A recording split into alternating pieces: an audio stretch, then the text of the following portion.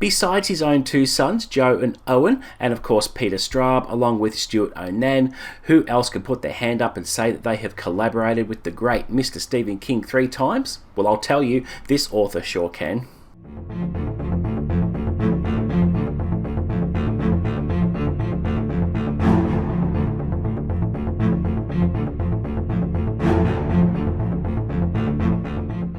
What's up guys, and welcome back to the channel. You're with Chris, and today I'll be giving my spoiler-free review of The Long Way Home by Richard Chizmar, his fourth collection of short stories published in 2018. I really enjoyed these stories a lot, apart from one or two that didn't quite gel with me, but overall it is a great collection. And previously I had read his other collection called A Long December a few years back, and remember enjoying it and just couldn't wait to get my teeth stuck into The Long Way Home. Okay, so some background about Richard Chizmar. If you don't know who he has a pretty good bibliography in his own right, and he is a very good writer. Now, the most notable credits he has recently is his collaboration with Stephen King on the Gwendy trilogy. So that is Gwendy's Button Box, Gwendy's Magic Feather, and Gwendy's Final Task, which he says himself is a highlight of his career, and it was a dream to work with his idol Stephen King. Now, he has one standalone novel called The Girl on the Porch from 2019, and he has other collections as well since 2018, along with the Shivers series, and most recently the Boogeyman series, which he is 2 books in with that one. And in my opinion, I think Richard Chizmar is highly underrated. Now, most notably as well, he is most renowned for being the founder, the publisher, and editor of Cemetery Dance magazine. Now, even though he produces the magazine on a regular basis, he also has been responsible for creating some of the most beautiful deluxe hardcover editions of Stephen King's work, among others, which cost a pretty penny, but they are well worth it, I would imagine. And he has produced some beautiful work there, especially with my favourite book, The Shining, which one day I hope to afford to buy. Okay, so the collection itself is made up of 17 short stories and 2 short essays within, and I always like to read story notes at the end, which Richard Chizmar has included, because it's just interesting to get an insight on how each story came about and what the writer thinks of them when after he's put the collection together, which I really enjoy reading about that. Now, the genres included are pretty wide. It goes from horror to suspense to crime to dark fantasy to mainstream mystery. So there's a pretty wide cross-section of genres within this collection. Now, a couple of standouts is Silent Night for me, and The Long Way Home. Both of these stories feature father and son themes, which I'm a sucker for and really enjoyed. Now, they weren't actually horror stories per se, but they were an excellent character study. And Silent Night, we find a man on the run who just has to see and interact with his son one last time before he's captured and meets his fate. And The Long Way Home is a really good story about a father and son relationship, or lack thereof, where he has to go home to his funeral, and he hasn't seen his father in years and years and years, and it goes through his past. The main character has drug problems, and he gets dobbed into the police by his brother, which isn't revealed until the end, and there was a whole lot of emotion in this story that had me welling up a couple of times, so definitely a couple of standouts there.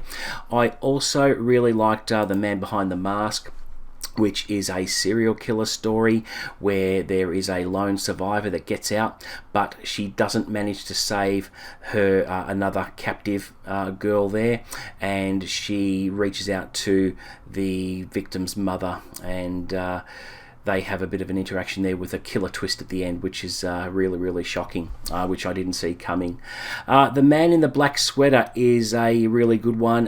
It was only a 100-word story, but I was delighted to read this actual story in another collection called 100 Words of Horror recently, which had a book filled with stories of 100 words each, and no more, no less. So it was a pretty strict exercise in word economy, and a very impactful micro piece of fiction.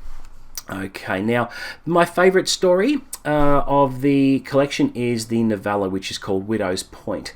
I absolutely love this one. It's about a haunted lighthouse where a paranormal investigator decides to investigate and lock himself in the lighthouse for a whole weekend just to see what happens, so he can videotape all the occurrences that the lighthouse is reputed to have within. Now, the story is told through video diary entries, which is a very good way to build suspense in my opinion, and it moved the story along at a very cracking pace. And I like how in between diary entries things happen, and it advances the story along really, really well, because every diary entry is an update which leaps forward a certain amount of time. The diary entries get shorter as the story moves on to the end, and I think that's a very, very good plot device to build suspense and just keep you on the edge of your seat. So in this one, we learn about the legend of the lighthouse and the restless spirits that reside within.